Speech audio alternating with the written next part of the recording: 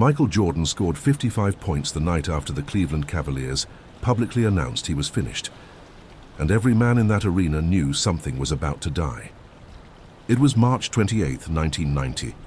Richfield Coliseum sat 30 miles south of Cleveland in a stretch of Ohio highway that smelled of steel and cold air even in late winter.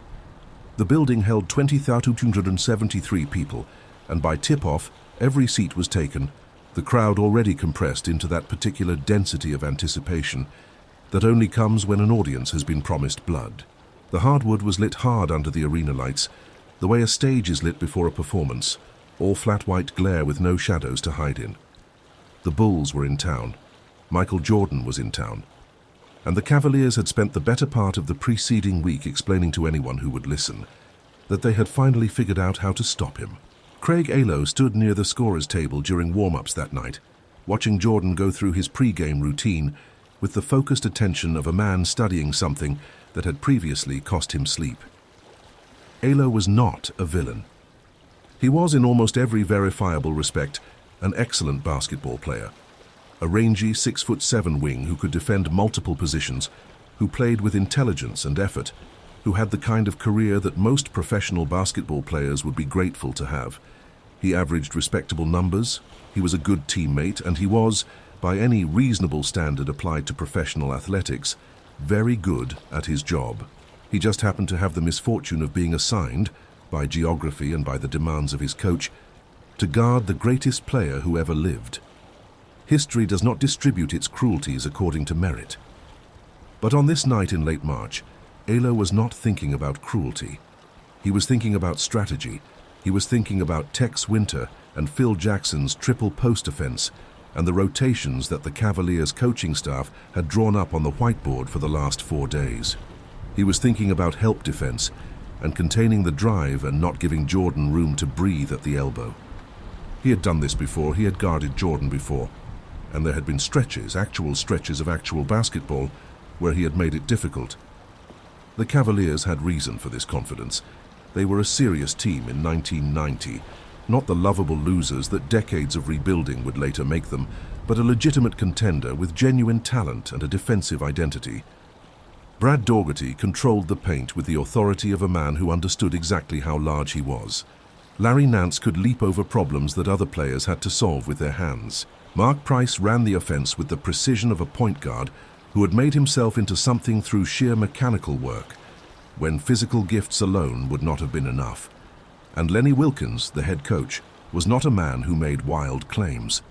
When he said his team was prepared, it was because he believed it. When his staff told the press that the Cavaliers had identified Jordan's tendencies and constructed the means to limit them, they were describing work they had actually done. The trap Jordan was supposed to fall into was simple in concept: force him left. The Cavaliers had analyzed film and identified what they believed was a slight preference for the right side, a fractional advantage Jordan gave himself when initiating off the dribble. Force him left, load the weak side help, prevent the pull-up jumper at 15 feet, and make him drive into traffic where the big men could meet him. It was not a foolish plan. On paper, against any other player in the league, it might have worked every time. The mistake, the specific and irreversible mistake that Alo and the Cavaliers made that evening, was that they had analyzed the version of Michael Jordan that existed on film from the previous months and concluded they understood the complete version. They did not understand what he had decided to become in the weeks before this game. They did not understand what had happened inside him since the last time he had visited their building and come away without a win that satisfied him. They had prepared for the Jordan of the past. They were about to meet something else entirely. He did not speak during warm-ups. He did not gesture or perform for the crowd or acknowledge the noise that followed him from end to end of the floor. The expression his teammates on the Bulls had come to recognize, the one that Scottie Pippen had once described as the face closing, like a door being shut from the inside, had settled over him before the national anthem was finished. The tape on his wrists was white and precise, applied the same way it was always applied, and he flexed his hands twice after it was done, the way he always did. But there was something in the economy of the gesture that suggested a man checking that his tools were in order before beginning a job he had already completed in his mind. This was the part no opponent ever fully prepared for, Not the athleticism, which was documentable. Not the skills, which could be studied and categorized and defended against with structure. The part they could not prepare for was the interior quality of Jordan's preparation. The fact that by the time he stepped onto the court for a game he had already decided was important, he had traveled to a psychological territory that most athletes never found, and from which he did not return until he had what he came for. The Cavaliers were prepared to guard a basketball player. What was walking toward them was something closer to a formal reckoning. Nothing about this was accidental. Jordan had been building himself toward this kind of performance for years, treating every slight and every limitation and every defeat as raw material to be stored and eventually converted. He remembered losses the way other people remember injuries, with precision and with a kind of ownership, as if the loss were a debt that the world owed him rather than a fact to be accepted and moved past. The Cleveland organization had been in his mind since the previous spring, since a playoff loss that had left a specific kind of mark, the kind that does not fade but calcifies into something useful. They had beaten him when he could not afford to be beaten, and now here he was in their building under their lights, and the only question remaining was not whether something extraordinary was about to happen. The only question was how completely. The game began. For the first several minutes, Jordan allowed the Cavaliers to believe that their preparation had been adequate. He probed the defense with the patience of a doctor examining a patient for something specific. Not random motion, but deliberate exploration. He went left when they forced him left, absorbing the defensive pressure and filing the information about where the help was coming from and how quickly. He passed. He set screens. He ran the offense through the proper channels and deferred to the flow of Phil Jackson's system in ways that could have been read, by a casual observer, as unusual restraint. His shot chart in the opening minutes was unspectacular. The Cavaliers' defensive coordinator, watching from the bench, might have allowed himself a brief thought about vindication. This was the Predator's patience, the quality of waiting that Jordan had developed not through natural temperament — he was not by nature a patient man — but through deliberate cultivation of a specific kind of self-control that served a specific purpose. It was not waiting as withdrawal. It was waiting as intelligence gathering. Every possession in which he did not score was a possession in which he was learning something. Where Elo's weight was distributed when Jordan moved right, where the help defender's eyes went when Jordan pump-faked at the elbow. How many tenths of a second elapsed between the moment Jordan caught the ball at the top of the key and the moment the double team arrived? He was not being stopped. He was taking notes. The game was close at halftime. The Cavaliers were within the range that their game plan required. The building felt the tension of something unresolved, the particular electricity of a contest that had not yet revealed its true shape. In the locker room, the Cavaliers' coaching staff reviewed the adjustments. The plan was working, they said. Stay disciplined. Don't give him the right elbow. Keep the weak side help honest.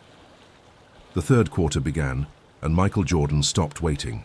What happened next covered the better part of 24 minutes of clock time, but exists, in the memory of everyone who watched it, in something closer to compression, a series of moments so concentrated in their impact that the time between them seems to have been removed in the editing.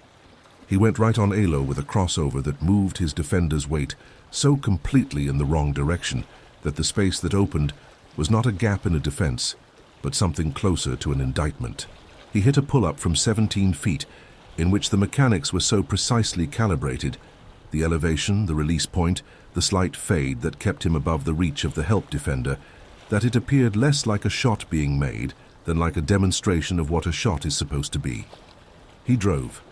He created contact and converted through it, which is a skill distinct from any other in basketball, and one that Jordan possessed in a degree that suggested it was not merely practiced, but somehow metabolic, baked into the way his body processed physical opposition. He hit the mid-range shot from the left side, the shot the Cavaliers had spent the week telling themselves he preferred not to take. He hit it twice. He hit a runner in the lane with his body at an angle that would have caused most players to simply abort the play and settle for a reset. But Jordan had trained himself to finish from geometrically implausible positions, as if the ordinary laws governing human balance did not apply to him once the ball was in his hands. The crowd had been making noise since tip-off, but somewhere in the third quarter the noise changed quality. It stopped being crowd noise and became something else, not quite hostility, not quite awe, but the specific sound that a sports arena produces when the audience understands that what they are witnessing has exceeded the category they brought with them to the building. They had come to see a basketball game.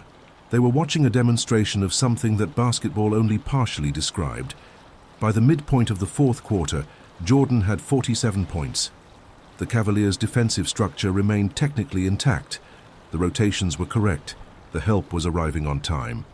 The scheme was being executed with precision. It was simply that a scheme designed to contain a basketball player had encountered something else. And there is no defensive scheme in the history of basketball that adequately addresses the specific problem of Michael Jordan in the fourth quarter of a game he had decided before it started was going to end one way. Elo stayed with him. This should be acknowledged fully because it is the truth and because it is the part of this story that requires the most compassion to understand. Craig Elo did not give up. He fought for position on every possession. He contested every shot he could reach. He communicated constantly with his teammates. He executed the game plan with the tenacity of a man who understood what was at stake and refused to let that understanding become paralysis. He was playing excellent defense against a force that excellent defense could not stop. There is a particular kind of loss that exists in that space, not the loss that comes from inadequacy, but the loss that comes from being genuinely outclassed, from meeting something that exceeds what your best effort can contain. It is the more devastating loss if you allow yourself to feel it clearly, because it offers no corrective. There is nothing you could have done differently. You met something larger than yourself, and it was larger than yourself, and that was the whole story. The thing the Cavaliers had prepared for, the shootable Jordan, the predictable Jordan, the Jordan who had tendencies that could be charted and exploited, had not appeared. What appeared instead was the other version, the one that surfaces only when the stakes are exactly right, and the interior fuel has been loaded properly, a version that does not negotiate with defensive schemes, or accommodate game plans, or graciously accept the limitations that adequate preparation should, in theory, impose on any single player regardless of his talent. This was the version that the basketball world had only recently begun to understand was real rather than mythological, and Craig Elo was standing directly in its path with nothing to protect him except his effort, which was considerable and completely beside the point. With a little over 3 minutes remaining in the fourth quarter, the Bulls and Cavaliers were separated by 4 points. There was, technically, a game still to be played. Jordan had not yet reached the number that would define the evening, but the feeling in the building was the feeling that precedes a verdict, rather than the feeling that precedes uncertainty. The people in the seats did not know what was coming because they were watching basketball. They knew what was coming because they were watching something with the formal properties of a conclusion being completed. Jordan received the ball on the right wing with 2:47 on the clock. Elo was directly in front of him, feet spread to an appropriate shoulder width. Weight balanced the way a defender's weight is supposed to be balanced, playing the angles the way the coaching staff had diagrammed them on the whiteboard. There was, by any technical assessment of the defensive positioning, no clear path to the basket. There was, by any reasonable basketball analysis, a play available that would have been better than the contested shot Jordan was theoretically being invited to attempt. Jordan looked at the defense for approximately 1 second. Then he went right, a move so direct and so committed that it seemed to precede itself, to arrive before it had technically departed. Elo's weight shifted, as it had shifted 100 times before when Jordan went right, but this time it shifted a fraction too far in that direction, because Jordan had trained him to expect a pull-up, and what came instead was a full drive. And in the space created by that fraction, Jordan reached the elbow of the lane and elevated with an economy of motion that looked, from the stands, like a man simply levitating because he had decided to. The shot left his hand at a height that Elo could not match. It went in. Elo stood at the free throw line for a moment after the ball passed through the net. He did not move. Players were transitioning into defense around him, bodies flowing back toward the other end in the specific rhythm of a basketball game in progress, and Elo was briefly still inside that motion, not as stillness from exhaustion, but as stillness from a particular kind of recognition. The recognition that comes when a story you have been telling yourself about what is possible has just been publicly and irrevocably revised. Jordan did not look at him. He had already turned, already moving back toward the defensive end with the specific purposefulness of a man who has completed one task and is moving toward the next. There was no gesture, no display, no acknowledgement of the moment as a moment. The ball went in, he turned, he ran. This was the entirety of his response, and it was, in its way, the most devastating response available. Celebration would have given Elo something to push against, some emotion to interpret as disrespect, and convert into fuel for what came next. The absence of acknowledgement communicated something far worse, that what Elo had just experienced was not, from Jordan's perspective, a peak. It was a standard. It was the level at which things were supposed to work. Jordan finished the game with 55 points. The Bulls won. The box score recorded the event in the bloodless language of statistics, and future analysts would rank this performance among the defining nights of Jordan's regular season career. But none of that captures the specific texture of what happened in that building.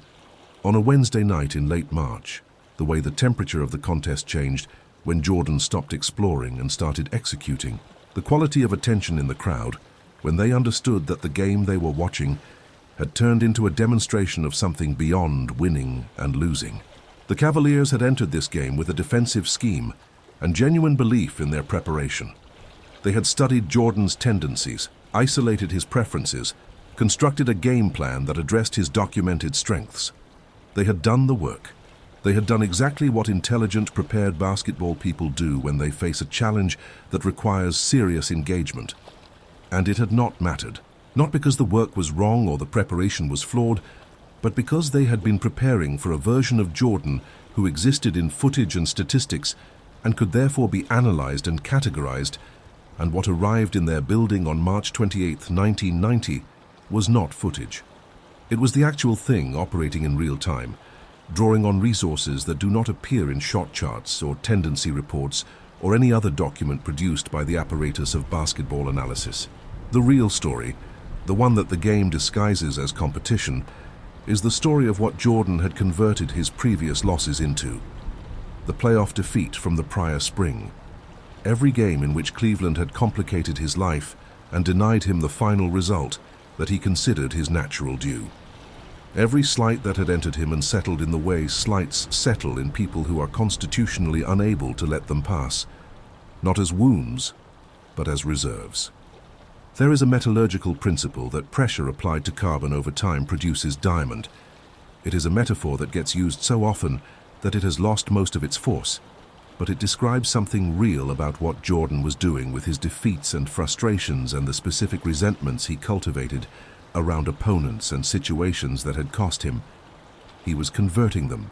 He was running them through an interior process that most people do not have access to, and arriving on the other side with something harder than what he started with. Elo carried this game into the years that followed, not as trauma, or at least not only as trauma, but as a fact about the world that he could not unknow. He had been in the presence of something that operated at a level he could not match, and he had matched it with everything he had. And the gap between his everything and Jordan's something remained, stubbornly and formally, a gap. Athletes in other sports sometimes describe moments like this.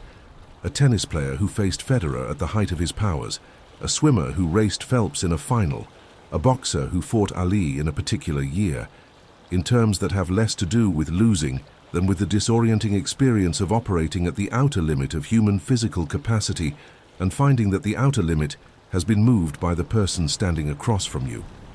It does not diminish what you are. It simply describes what you met. Jordan moved forward. He always moved forward. The 55-point game would be filed in his memory not as an achievement to be savored, but as a data point in an ongoing argument he was having with the world about what was possible.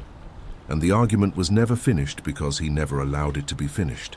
Because a finished argument would have meant a settled question, and a settled question would have meant the end of the fuel he needed to keep operating at the level he had established for himself.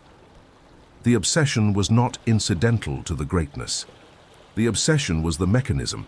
The hunger was not a personality quirk, it was the methodology. He won the way he won because he could not stop needing to win, and the need did not diminish with satisfaction, but grew in proportion to the standard it had already achieved. And this is both the gift and the tax that comes with being that kind of person. You get the results that obsession produces, and you pay for them with the inability to rest in what you have made. The Cavaliers would meet Jordan again in the playoffs. The geography of their conference ensured that their fates were linked in ways that neither organization had chosen, and both had to accommodate. And Alo would be there again, defending him, doing the work with the same tenacity, the same intelligence, the same refusal to give in that marked his entire career.